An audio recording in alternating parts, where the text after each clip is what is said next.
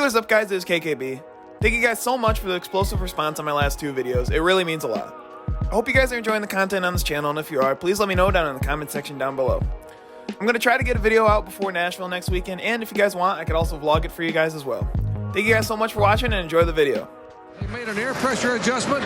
They are going to make one more stop. He said the car is very aero-tight. Guys, caution on the racetrack. Okay, we've got a caution on the racetrack. It is our 6th, and the word we're getting from NASCAR. Remember I told you that Brian Scott was called back in for a missing lug nut? Well, it turns out they were wrong. So what they are going to do is slow everybody down and give Scott his position back. Yeah, it's not unprecedented. That happened a long time ago. I was Earnhardt's crew chief at Rockingham, and we made a green flag stop.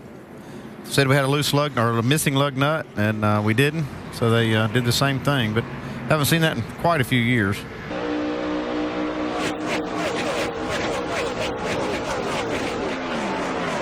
Caution has waved.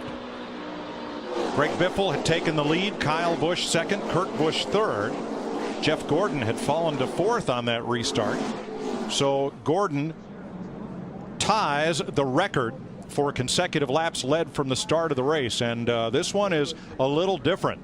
They dropped the green flag, or waved the green flag, to restart the race. However, the drivers are controlled these days as much by the green and yellow flag as by the caution lights all the way around the racetrack, and we're told the caution lights failed to extinguish when the track went green. But he's definitely getting better. He's actually on the lead lap, Mike. Yes. But when that caution came out on lap 45, we were watching him. He was just about to go a lap down. So I think these cautions, they've possibly been his best friend, Matt. The lights are on, but I didn't hear him say caution. They're not waving the... Absolutely. Yeah, something going on. The caution lights came on without being triggered by NASCAR. So now the call has come down from the tower to wave the caution flag. See, drivers only see the flag when they're on the front straightaway, but the caution lights are all the way around the racetrack. Oh, and it's Michael Annette. Well, guys, you know, you heard that, and he didn't know what happened. He got run over. Whoa! Oh, Trevor Bayne. Trevor Bayne in the race leader. What happened here? All of a sudden, he gets spun around. It affects also Stephen Wallace. And that just gets loose and gets in a wall right there, and that's all by himself right there. Just gets loose. And when one spotter saying, "Okay, caution, turn 3." So now the caution's out. See the caution waving on the right-hand side. Stephen Wallace right behind him. Oh, that's what happened. They just checked up because the caution car starts to pull out in front of the field right yes, there. Yes, he did. Caution car come out a little early. Unbelievable, way too early. They were both on the brakes. 15 lead changes among 8 different leaders. We're working the 7th caution of the day. 6 cars behind the wall. Now Jimmy Johnson pulls out of his pit stall here alongside Kevin Harvick, shoots past him, and Greg Biffle. Biffle edges ahead. The question would be, where are all those timing lines? Kevin Harvick wanted to know. Obviously, there's no speed lines on the pit road here. 48 passed me, cleared me by 2 cars. Yeah, 10-4, we're sitting here watching it. I mean, he just flew by. Well, apparently they did it within one segment and then got their speed back to where it was legal. One driver who did not is Dale Earnhardt Jr. See, Jason Ratcliffe's not happy about it. No, he's saying this wrong. Makes you think that something else happened. How about it, Jamie? Well, I just talked to Jason Ratcliffe. He was fired up from, as you guys can imagine. I just talked to him, and he said there was part of a decal stuck on their bumper. NASCAR went to him and said, you guys need to cut it off. So they cut it off. Now NASCAR told them that is an unapproved adjustment. You must drop to the back. So Jason is upset. He told them we're in a chase for a championship right now, but that's the deal. They're dropping to the back. Okay, this is where, with all these speeding penalties right now, because the driver doesn't know it, this is where the crew chief needs to tell the driver, you need to come in slower than normal because everybody's getting nailed on this thing. So whatever your RPMs were, you need to drop them down 400 or 500 RPMs because we just had some more guys got nailed. Kevin Harvick, Jimmy Johnson, Kyle Busch, now all on the list of those that have been caught speeding on pit road.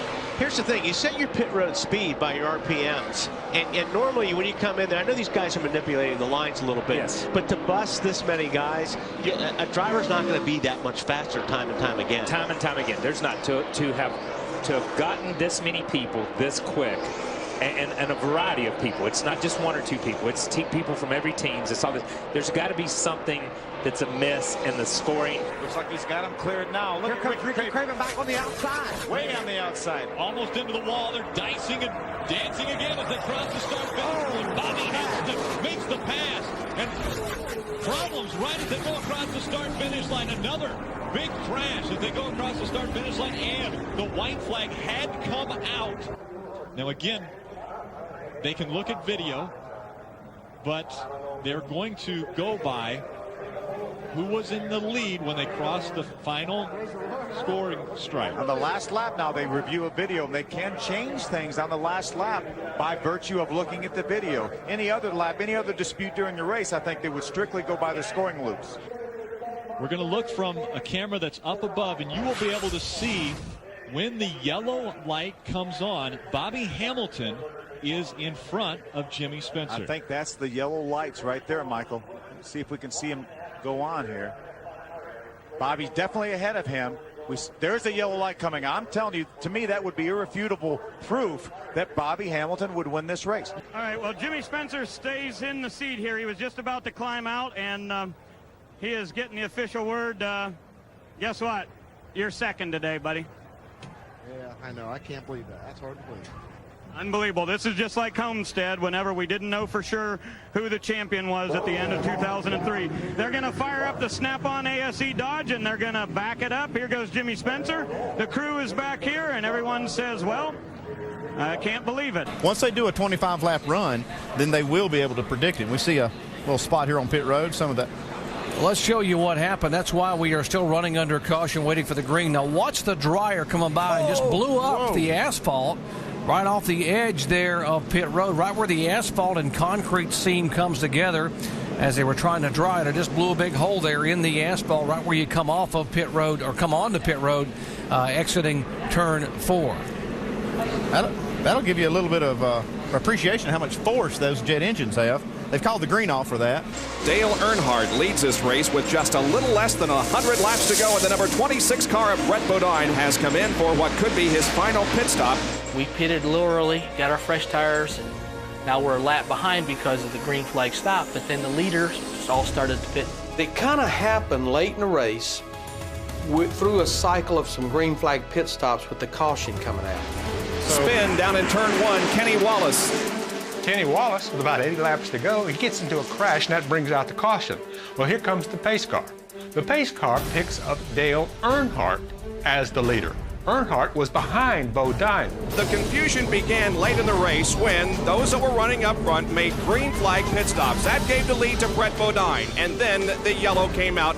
Now watch closely on the left as the green car of Bodine will pass by, and the pace car instead picks up Dale Earnhardt as the leader. What happened was we had lapped Brett on the racetrack.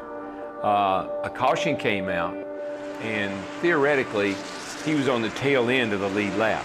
26, I want you to, you're going to end up being the leader. 18 laps of caution are going on now because NASCAR is trying to figure out where the scoring error was. Brett was raising Kane on the radio. Diane Bodine, Brett's wife at that time, was our scoring for us in the pits, and I stood right beside her. She's beat me on the shoulder. There was hollering and cussing and screaming all up and down pit road with every team member that was on the crew. It was clearly a timing and scoring mistake that NASCAR made. You know, we didn't have a monitor with everybody's car and what lap time they're running and what position they're in. We didn't have any of that, so it was very easy to have scoring disputes. Pace car then picks up Brett Bodine, makes him the leader. Well, he's got fresher tires than anybody else, and he's been running well all day anyway. The NASCAR scorers have sorted out the standings and determined that Brett Bodine, number 26, is the leader, followed by Darrell Waltrip. Certainly, you can ask Larry McReynolds. He was a crew chief, and now that we work together, you know, the truth be known. But they knew they weren't leading the race. Certainly, I questioned it. We got to be realistic. I questioned how did we get the lead here.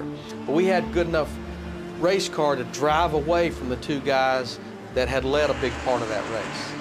Can Brett Bodine hold on for his first Winston Cup win? He's going to do it. Brett Bodine wins the first Union 400.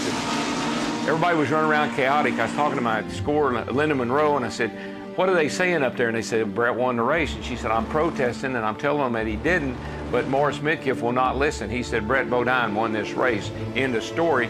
And he was the authority.